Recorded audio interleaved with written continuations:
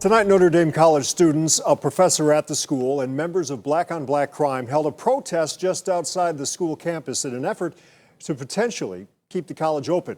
News 5 investigator Joe Paganakis went to South Euclid to see how the group's hoping that'll happen. I just want people to know that we have to fight for this college. Dolores Gray is trying to get her master's degree in social work here at Notre Dame College in South Euclid. But now her academic future is uncertain, with the college announcing it will shut down in May. And even though more than a dozen Northeast Ohio schools have announced they will accept the hundreds of displaced students, Gray and others are still hoping the funding can be found to preserve the historic campus. People chose the school for a reason.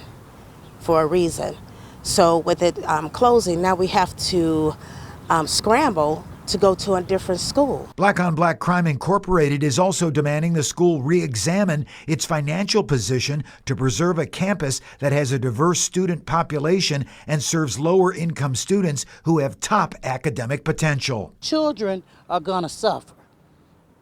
Okay? It's not just about the 60% that are minority. It's not just about the 45% that are black. It's about every child is there. 7-year Notre Dame Business College professor Peter Corrigan says major college donors have come forward with a plan to keep the college open, potentially pledging millions of dollars. Benefactors decided to get together and raise their own money to see if they could first do a refinancing of the debt. But Corrigan believes the College Board of Trustees too quickly closed talks between potential donors and Bank of America to settle the debt that contributed to the decision to shut down the school. The board initially granted that authorization, and what they told me, I just learned this last day or two, is that authorization was revoked.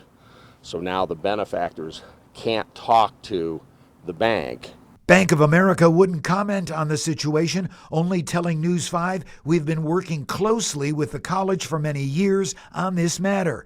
The city of South Euclid also issued a statement saying, "At this time, we don't know what the future holds for this historic property, but we hope an institution of higher learning will be interested in the college campus." And the director of Community Services and Development also told News 5 that the city of South Euclid and leaders right here at Notre Dame College will be meeting to discuss the future of this amazing campus and this historic building sometime within the next 2 weeks. You know, News 5 will follow through on this developing story.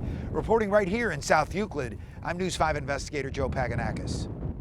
Okay, Notre Dame College Board Chair Terry Bradford Eason issued a lengthy statement in response to our story just a few minutes ago, saying the Notre Dame benefactors did not submit a viable plan to Bank of America February 28th, saying in part, quote, "The stakeholder group made a verbal proposal to Bank of America to address the debt. Unfortunately, their proposal to Bank of America was not sufficient to satisfy the debt, nor was a financial plan presented to sustain college operation."